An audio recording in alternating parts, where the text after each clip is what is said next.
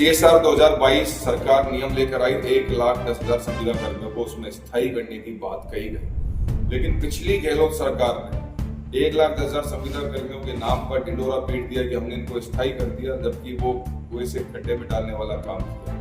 17 जुलाई 2023 को प्रदेश अध्यक्ष संघ के संयुक्त मोर्चा संविदा मुक्ति मोर्चा राजस्थान के भाई नरेंद्र चौधरी, हम सब लोग और तमाम कैडरों के नेताओं ने एक बड़ा मूवमेंट खड़ा किया, विधानसभा कूच किया।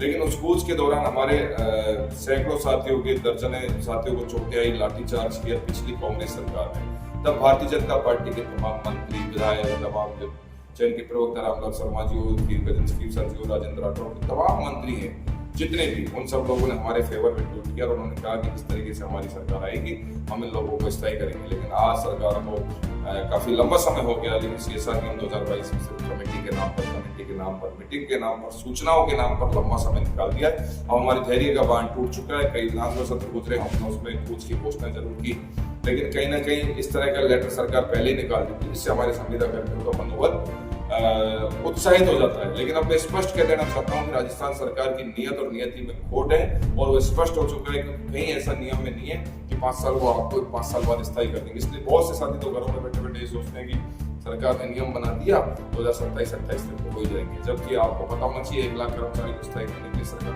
कितनी बार आएगा। ये हमें अधिकारियों ने भी अवगत करवाया। हम लगातार सचिवालय के अपडेट्स आप तक पहुंचाने की कोशिश करते थे, लेकिन आप लोग उसका गलत फायदा उठाकर ये सोचते थे अच्छा बोल रहे हैं, घरों से नहीं निकले। लेकिन मैं तमाम 1,10,000 संविदा कर्मियों से निवेदन करना चाहता हूँ, कह देना चाहता हूँ मीडिया के माध्यम से कि इस मानसून सत्र में संविदा मुक्ति मोर्चा के राजस्थान के बैनर तले भाई नरेंद्र चौधरी प्रदेश अध्यक्ष, हम सब लोग मिलकर एक ताकत के साथ में सरकार पर हवा बोलेंगे। उसी 22 को नाम पर बोलेंगे। तारीख और स्थान तय समय आपको दे दिया जाएगा। मानसून सत्र शुरू होने वाला है साथियों, अगस्त के इस लास्ट वीक में, सितंबर के फर्स्ट वीक में 100% मानसून सत्र आएगा। और हमारी पुलिस आला अधिकारी तमाम, हमने जो परमिशन की प्रक्रिया वो सब लोग उससे हम गुजर चुके हैं। अब तो सिर्फ एक बैठक आउट होनी है संयुक्त संविदा मुक्ति मोर्चा के प्रदेश के तमाम पदाधिकारियों की, और जल्दी उस बैठक को जयपुर में आयोजित करके एक प्रेस कॉन्फ्रेंस करके एक सिस्टमेटिक तरीके से जो कार्यक्रम चलने हैं, क्योंकि चाहे जिले स्तर के कार्यक्रम हो, चाहे संभाग स्तर के कार्यक्रम हो, चाहे प्रदेश स्तर के कार्यक्रम हो, जयपुर कूच, विधानसभा कूच से पहले तमाम 1,10,000 संविदा कर्मियों को जिले, ब्लॉक, प्रदेश में जो आंदोलनों, सरकार के खिलाफ आंदोलन खड़े करने होंगे, उसकी रणनीति आपको जल्दी बताई जाएगी। आज लंबे समय बाद हम मीडिया के माध्यम से आपको बताना चाहते हैं कि राजस्थान के 1,10,000 संविदा कर्मियों में बहुत से साथी कह रहे हैं कि छूट का आदेश निकलवा दो। अरे भाई, मैं आपसे पूछना चाहता हूँ, जिन साथियों को 32 साल हो गए या 35 साल हो गए, उनको कौन से छूट के आदेश की जरूरत है? शिक्षा कर्मी वगैरह है, पैरा टीचर्स है, उनको राजीव गांधी पैरा टीचर है, उनको तो 15 साल की क्राइटेरिया में हो गए, लेकिन उनको जब स्थायी सरकार नहीं कर रही है, तो आज ये छूट के आदेश के बाद में आपको कौन सा स्थायी कर देगी? इसलिए बहुत से तमाम कैडरों के, संगठनों के नेताओं की बातों में नहीं आए।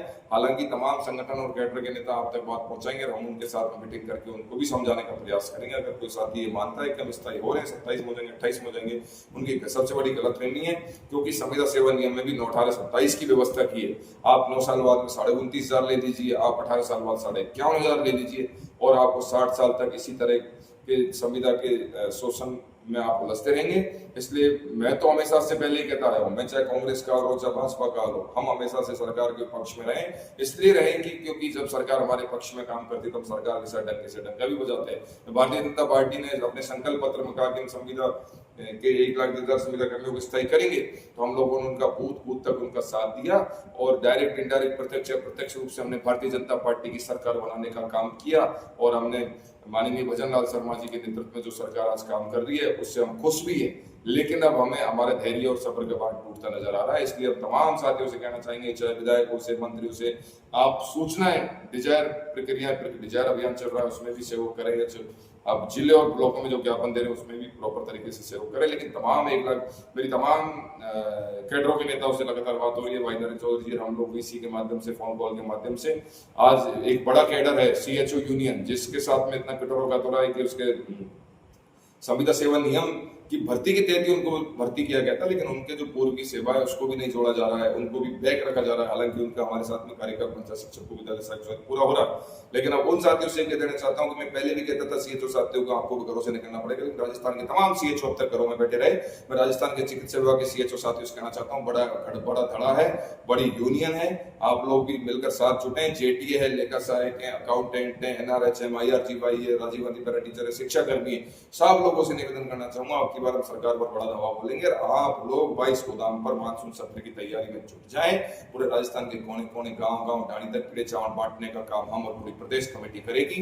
और संयुक्त संविदा मुक्ति मोर्चा के बैनर तले तमाम जितने भी संविदा कर्मी संगठन है, चाहे राजस्थान पंचायत शिक्षक विद्यालय सहायक संघ है, चाहे मदरसा पैरा टीचर संघ है, चाहे शिक्षा कर्मियों का है, चाहे राजीव गांधी पैरा टीचरों का है, चाहे पंचायत राज विभाग के आईआरजीवाई कैडर का है, चाहे लेखा सहायक का है, चाहे अकाउंटेंट का है, चाहे चिकित्सा विभाग में एनएचएम के लोग हैं, चाहे संविदा सेवा नियम में जो सीएचओ हैं, वो सारे लोग मिलके एक जाजम के साथ में, ताकत के साथ में सरकार के साथ धावा बोलेंगे। रामजीत पटेल, प्रदेश प्रवक्ता, संयुक्त संविदा मुक्ति मोर्चा, राजस्थान।